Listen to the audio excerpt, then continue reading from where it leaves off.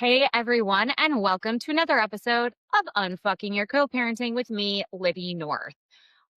In honor of National Divorce Month, or what essentially is more or less kind of de facto divorce month, because in January, the number of divorces fucking skyrocketed, we're going to talk about what it's like to be divorcing someone who is narcissistic, high conflict, however the fuck you want to call it. So if that's you and you're stuck in this thing where you're wondering why everything feels so fucking insane, irrational, hostile, or you feel like your co parent is completely detached from reality, it's because you're not really in a divorce. You're in like this long, drawn out fucking battle for control. And it is something that you didn't fucking sign up for. These are not random behaviors. And the nice thing about it is that they're predictable patterns. And when you know what's coming, you can get yourself ready a little bit better to try to respond strategically instead of emotionally. As always, I would like to say when I say narcissist or narcissistic, this video is not discussing actual diagnoses. Y'all can get your panties out of a twist. Not all divorces involves narcissism. Not all high conflict people are narcissistic, but like we're talking about behavioral patterns. And if you recognize it, if it walks like a narcissist, it talks like a narcissist, and it divorces a narcissist, you decide. So anyway, let's hop right into it. So I'm going to go over 8 things that you are going to be able to expect and predict in your whole narcissistic, whatever fucking divorce. And stay around for the last one because the last one I think is the one that we forget the most. All right. Number 1, the gaslighting stage. So they're going to deny the fuck out of your reality. They did it when y'all were together. They're going to do it now. But in divorce, it's going to look a little different because, and this is kind of the nice thing, in divorce, just by being a divorce, you have to start putting things in writing. Your lawyers are going to be asking you for evidence. And they're going to start claiming agreements didn't happen, even if they're in writing.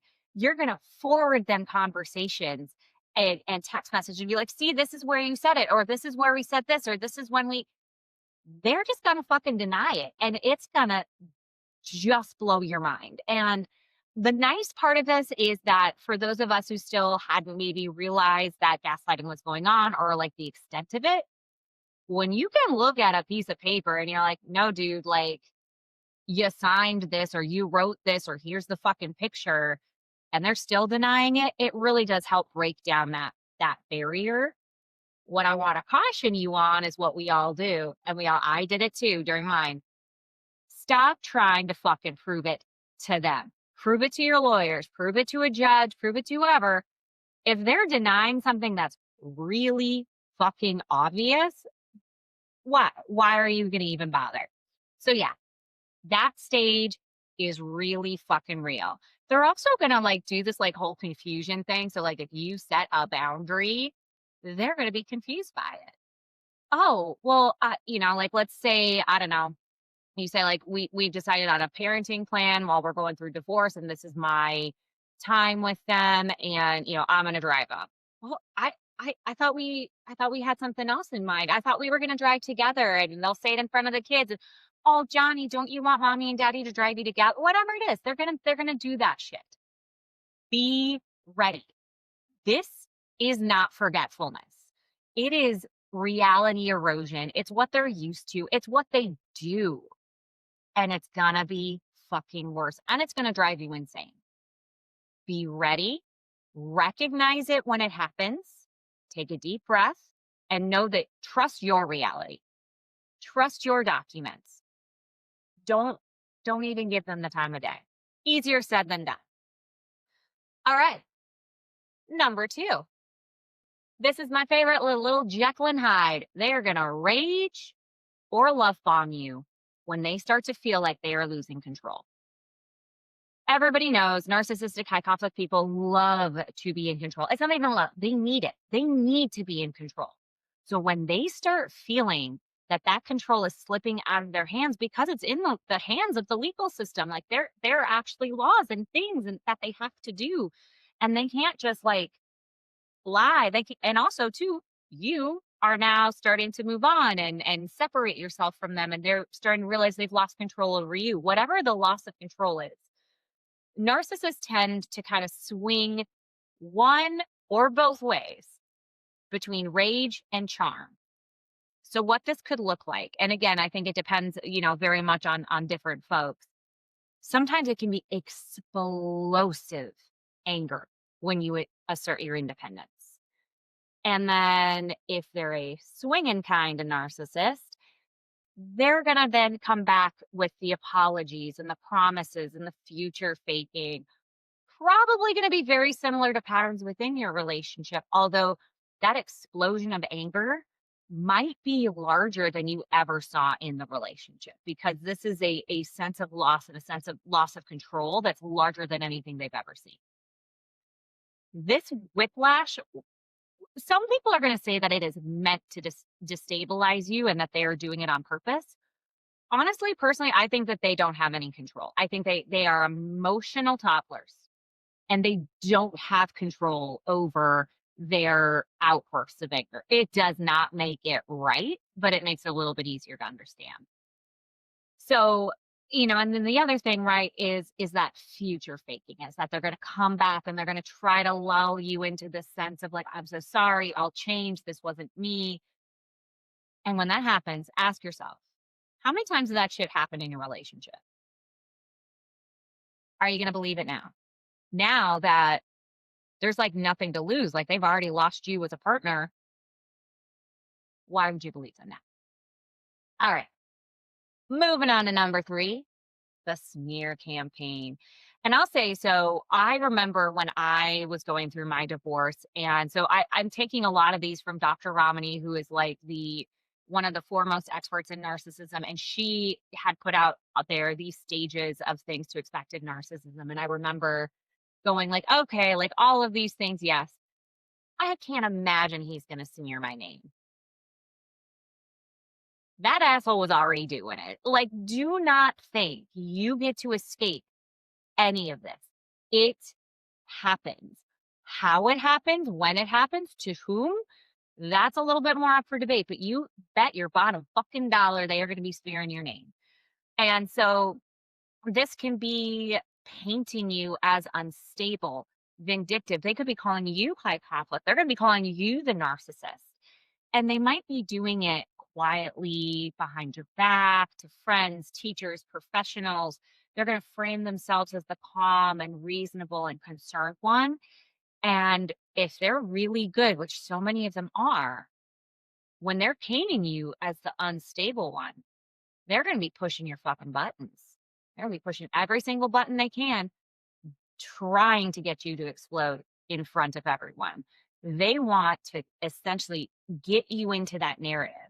And this is where I think so many people have a hard time when it goes to court, or trying to get the mediator on their side, or trying to get a lawyer on their side, or a judge, is if you are not self-regulated enough to know that this is happening, they can trigger you into their narrative. So if they've been painting you as this crazy, vindictive, unstable, angry person, and then, well, even though you're calm, cool, and collected, and then that one time you fucking snap, you better bet it's kind of going to be in front of all of the people they wanted that to be in front of.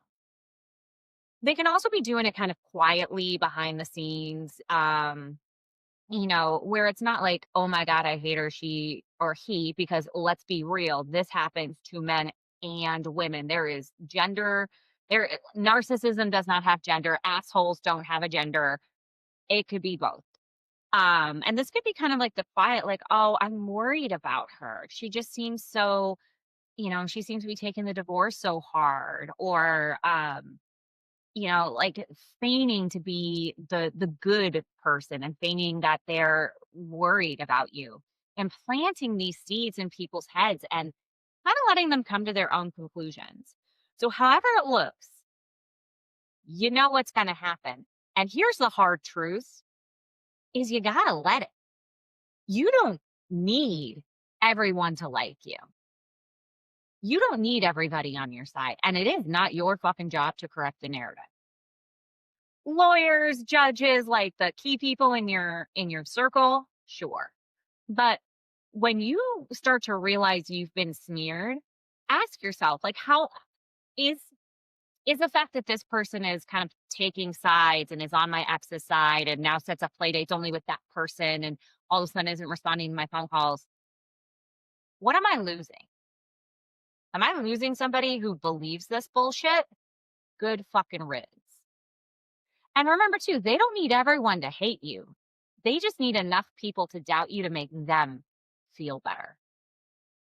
I had a lot to say on the smear campaign. All right, number 4, they will be the victim. Poor them. I don't care if they're the one who cheated on you and kicked you fucking out. All of a sudden, you're leaving them. It was all your fault. I'm being excluded. I just want what's best for the kids. I'm trying to be a good parent and she's doing X, Y, and Z. I just wanted this. And oh, I'm so hurt. I'm so sad. Oh my God. It is going to make you want to vomit in the back of your mouth when you find out how they are playing the victim to other people around you. But they're also going to do it to you. They're going to be looking at you going, trying to get you to soften up a little bit. I'm just trying to co-parent with you. I just want what's best for the kids. And you've been with them forever. You are programmed to believe them. So when that happens, again, I will always say the biggest thing is being able to recognize what's happening so then you can figure out how you want to deal with it strategically. And another good way that I always kind of like help clients and things to kind of identify when this is happening is the louder the performance, the deeper the manipulation. So when they are just balls to the wall being victim number 1, that's probably when it's actually manipulation. There's very little actually there. All right, moving on. Number 5. They're gonna fuck you over legally. Oh my God. Like, and this is another thing, and just a really quick aside, getting divorced is not about fairness. It's not about equity. It is not about making yourself whole. Divorce is a contract. That is all it is. It is one fucking contract you sign with another person, and the divorce is your lawyer and the other person's lawyer making a fuck ton of money helping you guys break that contract.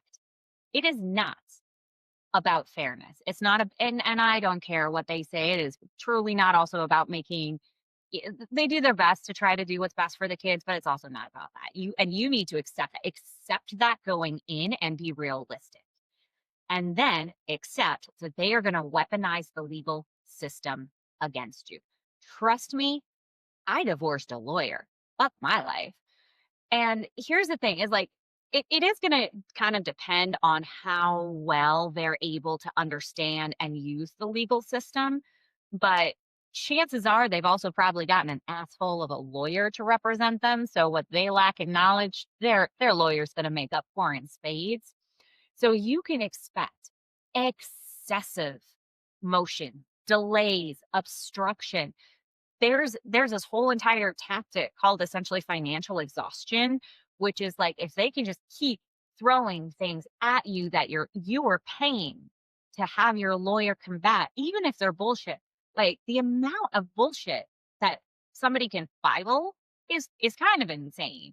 They can file all of this stuff and you're just going to get financially and emotionally drained dealing with all of their bullshit until finally they're able to get you to agree to whatever the fuck just to get it over with. So like the court kind of becomes like their new supply if you're familiar with like that supply system where they can get a bunch of attention and things that are coming out of the court and they're fucking pissing you off. And man, that is just like everything that they could ever want.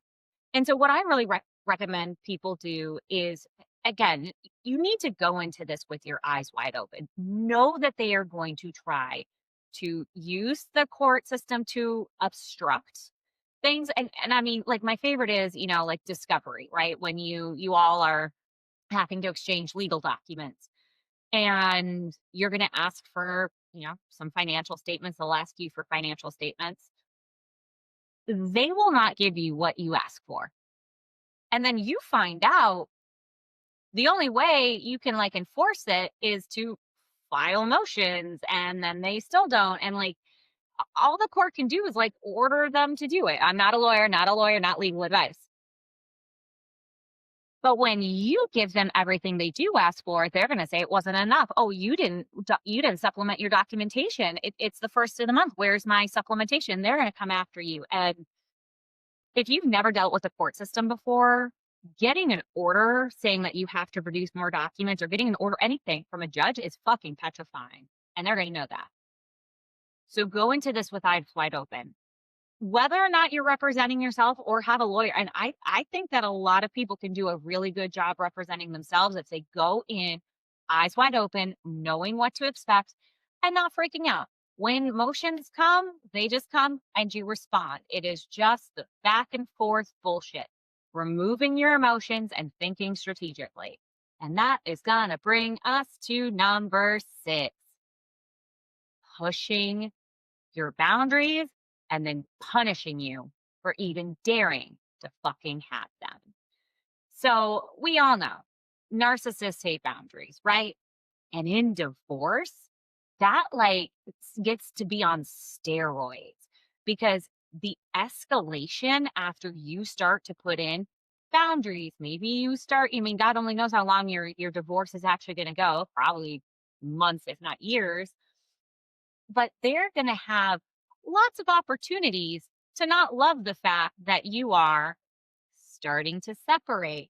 You maybe have decided that like, hey, you're not, maybe you decide to stop paying the mortgage on the house they kicked you out of, or maybe you, I don't know, enforce your parenting time, or when they say, hey, I don't want you to do X, Y, or Z, your lawyer tells you they can't stop you, so you do, and they're gonna lose their shit. So whatever your boundary is, you are going to get accused of so much shit. You are going to get retaliation, and it is going to get worse before it gets better. And this is what I tell every single one of my clients when we start to put in boundaries, especially because I deal with a lot of people who've been divorced and have been co-parenting for a while. Those first boundaries, when they're not used to boundaries, are going to be explosive. Like you can expect, imagine if you gave a toddler ice cream every day for lunch for a year. And then all of a sudden you said, nope, sorry, buddy, we're going to have broccoli today. That's the level of tantrum you can expect. They have been able to control you through all their tactics throughout your relationship. They're losing control. And when you start to put in boundaries, they are going to explode. And the worst thing you can do, if you've had a toddler, if you give in to that tantrum and you decide to give them ice cream, the next time you try to give them broccoli, it's going to be even harder and the tantrum's going to be even worse. So the best thing you can do, know it is coming. Mentally prepare yourself for the ridiculous explosion and stay steady. Keep strong. Do not let down your boundary. And just a reminder for anyone, a boundary is not about what you tell another person to do. A boundary is what you will do if they cross a line. If you come to if you don't want them coming to a family event, if you come, I will leave. If you come, I'll call the cops, whatever it is. It's what you will do if they cross the line. So when you set that boundary, you need to follow through. Same as a toddler. All right. Number 7, they will try and keep trying to pull you back in. Now, this is what, for those of you who are really familiar with narcissism, this is going to be like the Hoover stage. And a lot of times it's not, definitely sometimes people will try to just get you to get back together with them. But if they've already kind of like discarded you or accepted that you guys aren't getting back together, they're the ones who wanted the divorce in the first place, It is hoovering is not always you have to get back together with them romantically. It's they are gonna wanna get you re-involved with them emotionally. So even if that supply that you've been giving them isn't love and devotion and marriage, it might be just your energy, your attention, whatever it is. So let's go through what some of this might look like in hoovering that's not necessarily romantic. Fake emergencies. "Oh my god, you have to come over, this is really important." I mean, and I've seen this from everything from saying, "I have to go to the hospital with our child," and then they get there and the child's fucking fine, and they're like, "Oh my gosh, they made a miraculous recovery," and then you're there and you're talking and they sucked you in. To fake emergencies being like, "Oh my god, I need you to bring me underwear right now." Our 12-year-old son doesn't have underwear and it's an emergency. They're super upset. And then you hear them say on the phone, "Mommy, daddy won't bring the underwear." And so now you feel like you have to. And then you get there and like your fucking co-parent sitting there sipping wine with a bunch of dirty laundry she could have just washed, and they made you think it was an emergency. You look back at it now and you're like, "Of course that was an emergency. Wash some fucking clothes. Go to Target. Like, get some underwear. This is not my problem. This is your parenting time." But in the moment, they know you enough to know what to say and how to trigger you to get you to feel like it's an emergency. Another way they might do this is a provocative message. And I mean, provocative, all of the things. It could be a nude photo. It could be them, "Hey, come over. Let's have some post-divorce sex or post-breakup sex," or, "Oh, I miss you. No one will ever touch me the way you do." And they might be trying to get the sexual angle. They might just be trying to piss you off. Whatever it is, they just want you to engage.